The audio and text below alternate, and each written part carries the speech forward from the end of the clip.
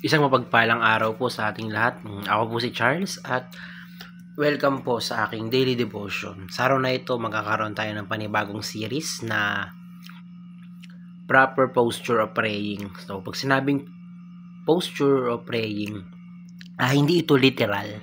Hindi ito literal na yung sinasabi na dapat nakaluhod, dapat nakatayo, dapat nakahiga na pananalangin. Sinasabi rito yung postura ng puso kapag tayo nananalangin. So, kumbaga, yung estado ng ng puso mo sa oras ng pananalangin. So, yun yung pinakang meaning na yun, no?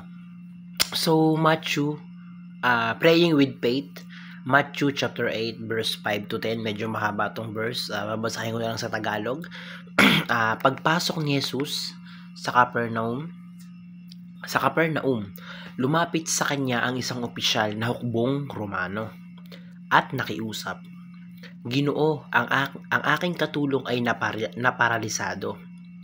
Siya po'y nakaratay sa bahay at lubhang nahihirapan." Sinabi ni Jesus, "Pupuntahan ko siya at pagagalingin." Ngunit sumagot ang kanyang opisyal, "Ginoo, hindi po ako karapat-dapat napuntahan pa ninyo sa aking bahay. Sabihin lamang po ninyo at gagaling na ang aking katulong. Ako'y nasa ilalim ng mga nakakataas na pinuno at may nasasakupan ding mga kawal. Kapag inutusan ko ang isa, pumunta ka roon, siya ay pupunta. At ang isa naman, halika, siya'y lumalapit kapag sinabi ko sa aking alipin."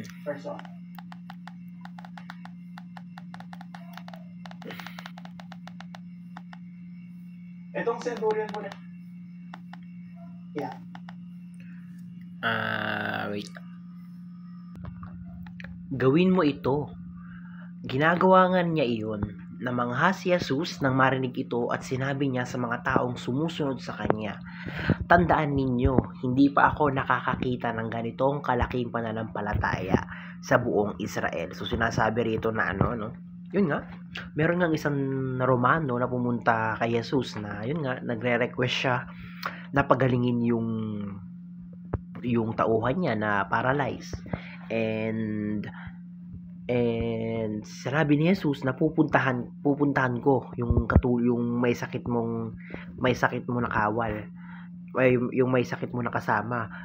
Sabi nung lalaki na, "Panginoon, hindi na, kasi hindi ako karapat-dapat napuntahan mo. Panginoon, hindi na, kasi salita mo lang ay gagaling na siya. Sabihin mo lang yung salita." So yun sinasabi. Tas na yun, namangha si Jesus na yun nga, na realize niya na napakalaki ng pananampalataya ng taong iyon sa kanya. Kasi nga yun nga, sabi niya nga, yung nga sa sinabi niya na, "Panginoon, huwag mo nang puntahan.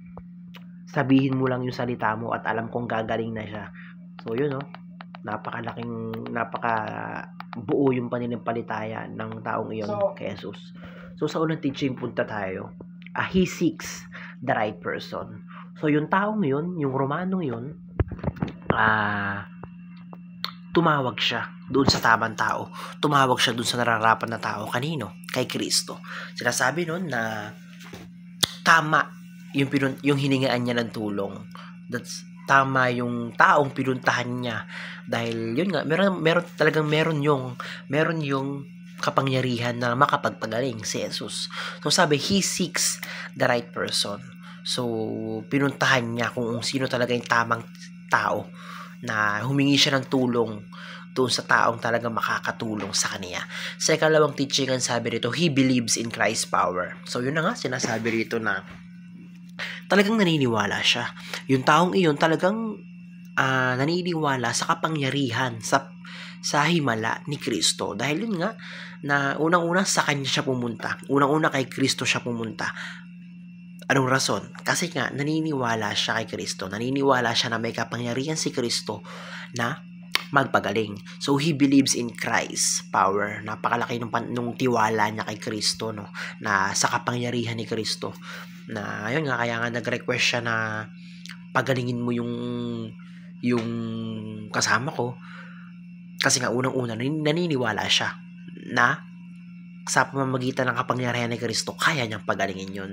So, sa ikatlong teaching, ang sabi rito, He causes Jesus to marvel His faith. So, doon sa huling talata, sabi ni Jesus, tandaan nyo ito, wala pa akong nakikitang ganitong kalaking pananampalataya sa Israel. So, namangha si Jesus sa tao na iyon, na sinabi niya na napakalaki ng pananampalataya. Parang sinabi ni Jesus sa sarili niya na sobrang laki nung tiwala mo sa akin para sabihin yung mga ganang bagay na sabi niya, Panginoon, salita mo lang. Panginoon, hindi mo na kailangan mag-abala at pumunta sa lugar ko kasi sabihin mo lang yung salita, gagaling na yun. So, yun, namangha dun si Jesus na talagang sobrang pinagkakatiwalaan siya, sobrang pananampalataya sa kanya ng taong na yun, na to the point na yun lang, na to the point na masabi niya yung mga ganong salita, no?